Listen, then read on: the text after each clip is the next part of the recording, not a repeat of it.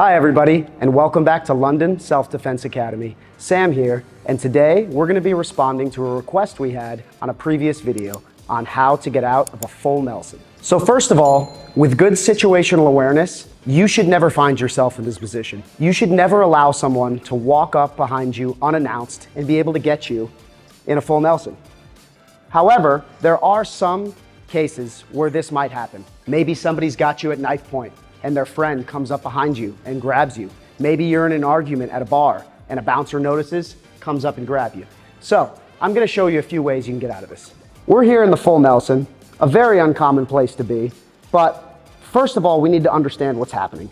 Andre's got his hands behind my neck, and what he's trying to do is kind of fold me over.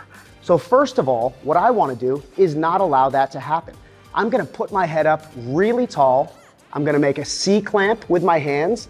I'm gonna bring him to my forehead, get a few more inches. Right now, I can already feel his grip loosening. I'm putting tremendous pressure on his interlocked knuckles and his wrists. From here, I'm gonna bring my elbows down slowly to not hurt him, but if this were a real life situation, I'd rip him down.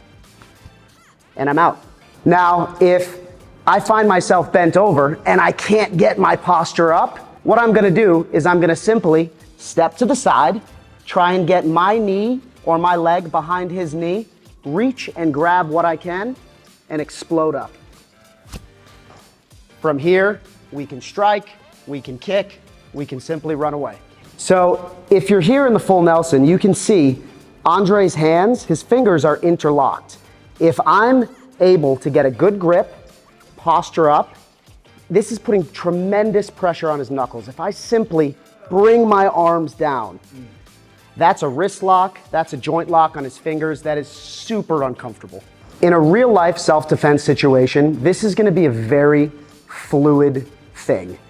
My attacker is not gonna give me enough time to grab my hands, to get my legs behind him. It's likely gonna be a scramble. So often, the best self-defense here is gonna be making it ugly. I can look for a short headbutt here to create a little bit of space. I can bump my hips back to kind of get his base out and give myself a little bit of time. Or I can look for a foot stomp, maybe a groin strike, anything to get that person off of your back. So once you've got your C-clamp, you've got it on your forehead, you've started to break the grip. So once you've broken the grip, you're not out of the woods yet. There's a lot of things that your attacker can still do to you here. They can punch you, they can choke you, they can slam you. So if I'm here, I'm looking for a way out. I might not be able to run straight ahead. The first thing that I see in this scenario off the top of my head is I see his wrist completely exposed. I can slide my arm under his wrist using the sharp part of my forearm to apply pressure, and I can grab his fingers, wrist lock.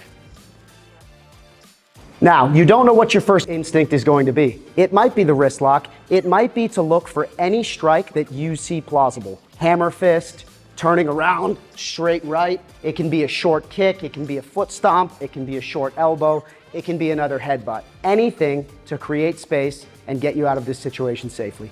Thanks for watching, everyone. Please remember to like, subscribe, and comment. And if you've got any questions on anything that you'd like to see us do in the future, please feel free to ask. Thank you.